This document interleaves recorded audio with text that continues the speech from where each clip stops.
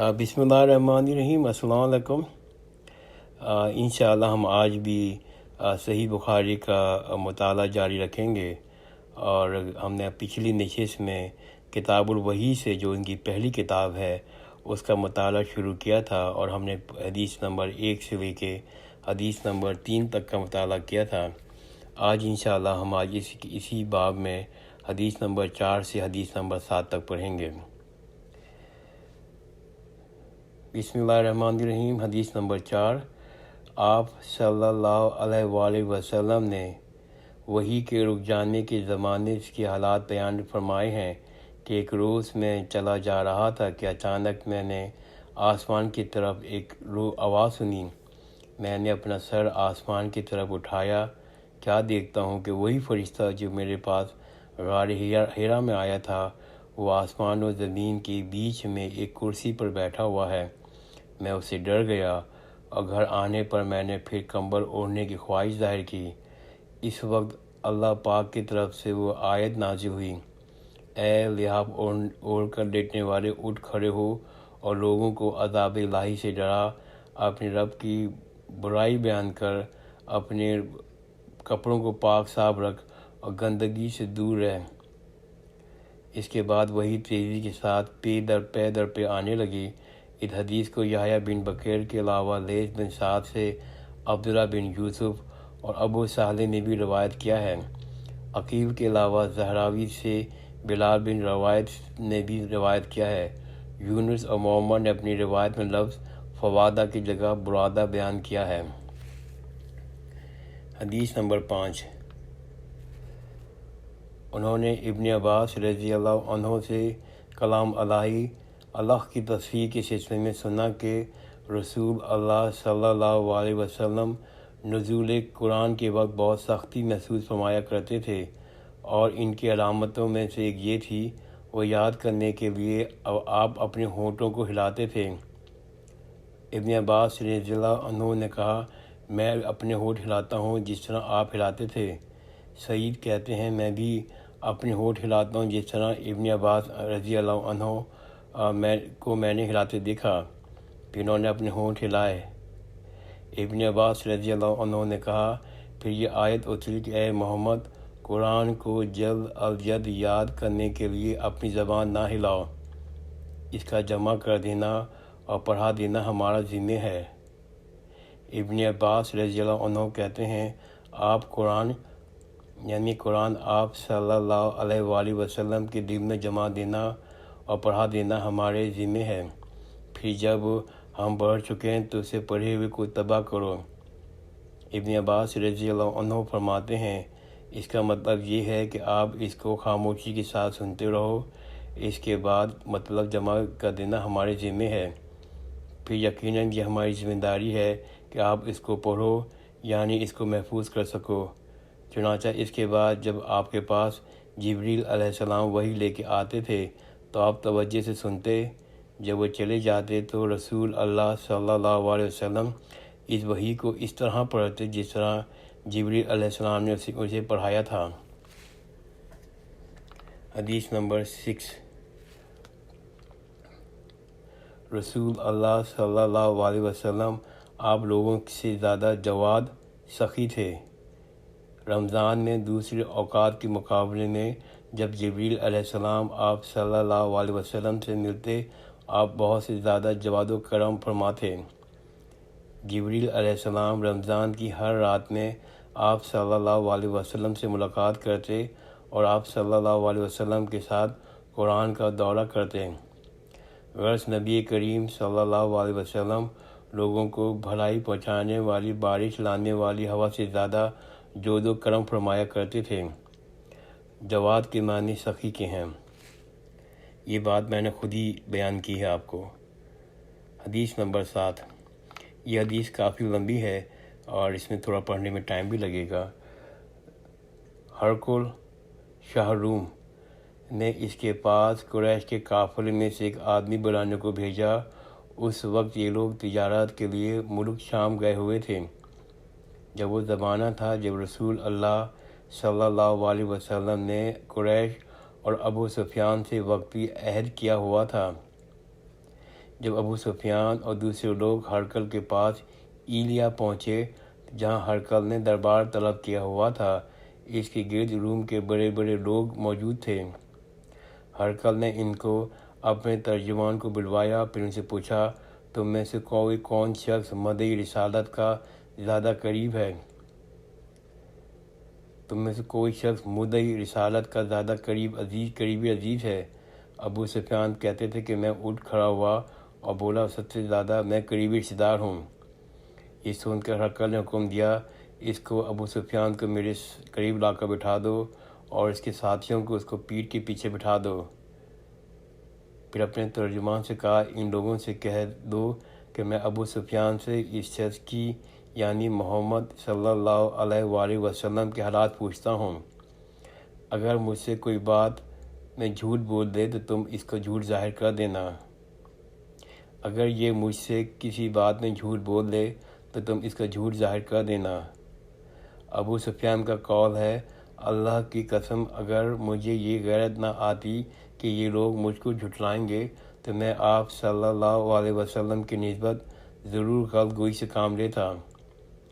خیر، پہلی بات پر ہرقل نے مجھ سے پوچھی وہ یہ تھی، اس شخص کا خاندان تم لوگوں میں کیسا ہے؟ میں نے کہا، وہ بڑے اونچے عالی نسب والا ہے۔ کہنے لگا، اس سے پہلے بھی کسی نے تم لوگوں کو ایسی بات کہی تھی؟ میں نے کہا کہ نہیں۔ کہنے لگا، اچھا، اس کے بڑوں میں کوئی بادشاہ ہوا ہے؟ میں نے کہا نہیں۔ پھر اس نے کہا، بڑے لوگوں میں اس کی پیروی اختیار کی یا کمزور لوگوں نے؟ میں نے کہا نہیں، کمزوروں نے۔ تو کہنے لگا، اس کے تابع دار روز بڑھتے جا رہے ہیں یا کوئی ساتھی پھر بھی جاتا ہے؟ میں نے کہا نہیں۔ کہنے لگا، اپنے اس دعویٰ نبوت سے پہلے کبھی کسی موقع پر اس نے جھوٹ بولا ہے؟ میں نے کہا نہیں۔ اب ہماری اس سے صلح کی ایک مقرر مدت ٹھہری ہوئی ہے، معلوم نہیں اس میں وہ کیا کرتے ہیں۔ ابو سفیان کہتے ہیں، میں اس وقت بات کے سوا کوئی اور جھوٹ گفتگو میں شامل نہ کر سکا۔ ہرقل نے کہا کہ تمہاری اس سے کبھی لڑائی بھی ہوتی ہے؟ میں نے کہا کہ ہاں۔ بولا، پھر تمہاری اور سے جنگ کا کیا حال ہوتا ہے؟ میں نے کہا، لڑائی ڈول کی طرح ہے، کبھی وہ ہم سے میدان جنگ جیت لیتے ہیں، کبھی ہم ان سے جیت لیتے ہیں۔ ہرقل نے پوچھا، وہ تمہیں کس بات کا حکم دیتا ہے؟ میں نے کہا، وہ کہتا ہے صرف ایک اللہ کی عبادت کرو، کسی کو شریک نہ ٹھہراؤ، اپنے باپ دادا کی شرک کیا باتیں چھوڑ دو، ہمیں نماز پڑھنے، سچ بولنے، پرہیزگاری اور صلہ رحمی کا حکم دیتا ہے۔ یہ سب سن کر پھر ہرقل نے اپنے ترجمان سے کہا، ابو سفیان سے کہہ دو میں نے تم سے اس کا نسب پوچھا جو تم نے کہا کہ وہ ہمیں عالی نسب ہے اور پیغمبر اپنی قوم میں عالی نسب ہی بھیجے جاتے ہیں۔ میں نے پوچھا کہ دعوی نبوت کی وہ بات تمہارے اندر سے اس سے پہلے کسی نے کہی ہے؟ تو تم نے جواب دیا نہیں۔ تب میں نے اپنے دل میں کہا، اگر یہ بات اس سے پہلے کسی نے کہی ہوتی تو میں سمجھتا تھا کہ اس شخص نے بھی اسی بات کی تقلید کی ہے جو پہلے کہی جا چکی ہے۔ میں نے تم سے پوچھا، اس کے بڑوں میں کوئی بادشاہ بھی گزرا ہے؟ تم نے کہا کہ نہیں۔ تو میں نے اپنے دل میں کہا کہ اگر ان کے بزرگ میں کوئی بادشاہ ہوتا تو وہ کہہ دوں گا کہ وہ شخص اس بہانے سے اپنے آباء و اجداد کی بادشاہت اور اس کا ملک دوبارہ حاصل کرنا چاہتا ہے۔ میں نے تم سے پوچھا کہ اس بات کے کہنے پر یعنی پیغمبری کا دعویٰ کرنے سے پہلے تم میں سے کوئی اس کی دروغ گوئی کا کوئی الزام لگایا ہے؟ تم نے کہا کہ نہیں۔ تو میں نے سمجھ لیا جو شخص آدمیوں کے ساتھ دروغ گوئی سے بچے وہ اللہ کے بارے میں کیسے جھوٹی بات کہہ سکتا ہے۔ میں نے تم سے پوچھا، بڑے لوگ اس کی پیروی کرتے ہیں یا کمزور لوگ؟ تم نے کہا کمزور اس کی اتباع کرتے ہیں۔ تو در حقیقت یہی لوگ پیغمبروں کے متبعین ہوتے ہیں۔ میں نے تم سے پوچھا، اس کے ساتھی بڑھ رہے ہیں یا کم ہو رہے ہیں؟ تم نے کہا وہ بڑھ رہے ہیں اور ایمان کی کیفیت یہی ہوتی ہے حتیٰ کہ وہ کامل ہو جاتے ہیں۔ میں نے تم سے پوچھا کہ کوئی شخص اس کے دین سے ناخوش ہو کر مرتد بھی ہو جاتا ہے؟ تم نے کہا کہ نہیں۔ تو ایمان کی خاصیت بھی یہی ہے، جن کے دلوں میں اس کی مسرت رچ بس جائے وہ اس سے لوٹا نہیں کرتے۔ میں نے تم سے پوچھا کہ وہ کبھی عہد شکنی کرتے ہیں؟ تم نے کہا کہ نہیں۔ پیغمبروں کا بھی یہی حال ہوتا ہے، وہ عہد خلافی نہیں کرتے۔ میں نے تم سے پوچھا وہ تم میں سے کس چیز کی بات کرتے ہیں؟ تم نے کہا وہ ہمیں حکم دیتے ہیں کہ اللہ کی عبادت کرو، اس کے ساتھ کسی کو شریک نہ ٹھہراؤ، تمہیں بتوں کی پرستش سے روکتے ہیں، سچ بولنے اور پرہیزگاری حکم دیتے ہیں۔ لہذا اگر یہ باتیں جو تم کہہ رہے ہو سچ ہے تو عنقریب وہ اس جگہ کا مالک ہو جائے گا جہاں میرے یہ دونوں پاؤں ہیں۔ مجھے معلوم تھا کہ وہ پیغمبر آنے والا ہے، مگر مجھے یہ معلوم نہیں تھا کہ وہ تمہارے اندر ہوگا۔ اگر میں جانتا کہ اس تک پہنچ سکوں تو میں اس سے ملنے کے لیے ہر تکلیف گوارا کرتا۔ اگر میں اس کے پاس ہوتا تو اس کے پاؤں دھوتا۔ ہرقل نے رسول اللہ صلی اللہ علیہ وسلم کو وہ خط منگوایا جو اس نے وحی قلبی رضی اللہ عنہ کے ذریعے حاکم بصرہ کے پاس بھیجا تھا۔ اس نے وہ ہرقل کے پاس بھیج دیا تھا۔ پھر اس نے پڑھا، اس میں لکھا تھا، اللہ کے نام کے ساتھ جو نہایت مہربان اور رحم والا ہے۔ اللہ کے بندے اور اس کے پیغمبر محمد صلی اللہ علیہ وسلم کی طرف سے یہ خط ہے، شاہ روم کے لیے۔ اس شخص پر سلام ہو جو ہدایت کی پیروی کرے۔ اس کے بعد میں آپ کے سامنے دعوت اسلام پیش کرتا ہوں۔ اگر آپ اسلام لے آئیں گے تو دین دنیا میں سلامتی نصیب ہوگی، اللہ آپ کو دوہرا ثواب دے گا۔ اگر آپ میری نبوت سے روزگاری کریں گے تو آپ کی رائے گناہ بھی آپ پر ہی ہوگا۔ اے اہل کتاب، ایسی بات پہ آ جاؤ جو تمہارے اور تمہارے درمیان یکساں ہے، اور وہ یہ ہے ہم اللہ کے سوا کسی کی عبادت نہ کریں اور کسی کو شریک نہ ٹھہرائیں، نہ ہم میں سے کوئی کسی کو اللہ کے سوا اپنا رب بنائیں۔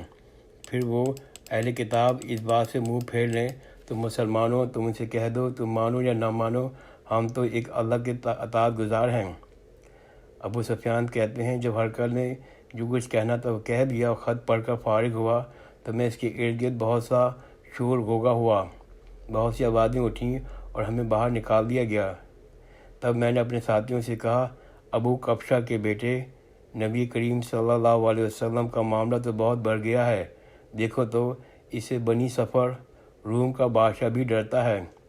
مجھے اس وقت سے اس بات کا یقین ہو گیا تھا نبی کریم صلی اللہ علیہ وسلم عنقریب غالب ہو کے رہیں گے۔ مجھے اس بات کا یقین ہو گیا تھا نبی کریم صلی اللہ علیہ وسلم عنقریب غالب ہو کر رہیں گے، حتیٰ کہ اللہ نے مجھے مسلمان کر دیا۔ راوی کا بیان ہے کہ ابن طور ایلیا کا حاکم ہرقل کا مصائب اور شام کا نصارہ کا لارڈ پادری بیان کرتا ہے، ہرقل جب ایلیا آیا اس دن صبح پیشان اٹھا، اس نے درباریوں سے دریافت کیا کہ آج ہم آپ کی حالت بدلی پاتے ہیں، کیا وجہ ہے؟ ابن طور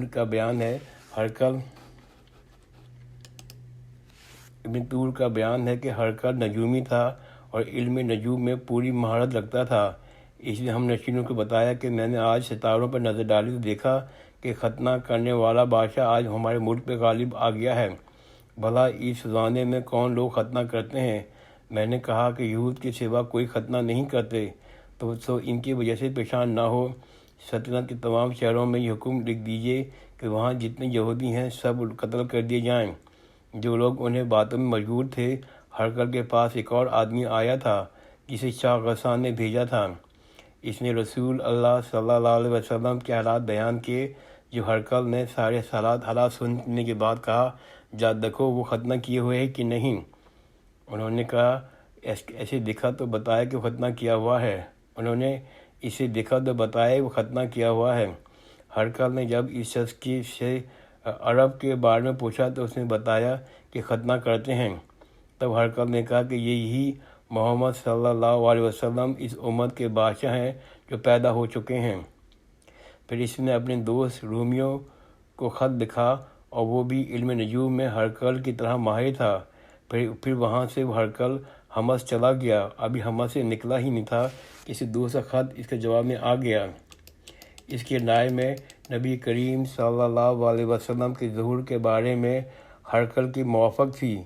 محمد صلی اللہ علیہ وسلم واقعی پیغمبر ہیں۔ اس کے بعد ہرقل نے روم کے بڑے آدمیوں کو اپنی حمص کے محلات میں جمع کیا۔ محل میں طلب کیا اور اس کے حکم سے محل کے دروازے بند کر دیے گئے۔ پھر اپنے خاص محل سے باہر آیا اور کہا، اے روم والوں، کیا ہدایت اور کامیابی کچھ حصہ تمہارے لیے بھی ہے؟ اگر تم اپنے صدقوں کی بقا چاہتے ہو تو پھر نبی کی بیعت کر لو اور مسلمان ہو جاؤ۔ یہ سننا تھا کہ پھر وہ لوگ وحشی گدھوں کی طرح دروازے کی طرف دوڑے، مگر انہیں بند پایا۔ آخر جب ہرقل نے اس بات سے اس کی نفرت دیکھی اور ان کے ایمان لانے سے مایوس ہو گئے تو کہنے لگا، ان لوگوں کو میرے پاس لاؤ۔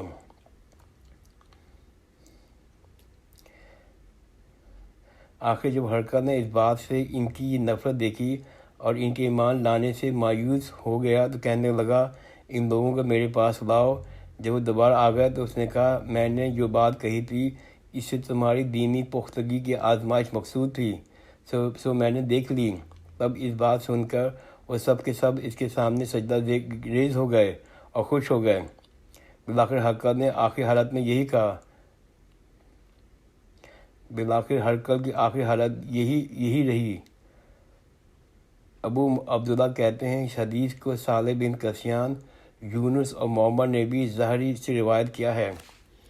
الحمدللہ آج ہم نے اس کتاب الہی کو مکمل کر لیا ہے۔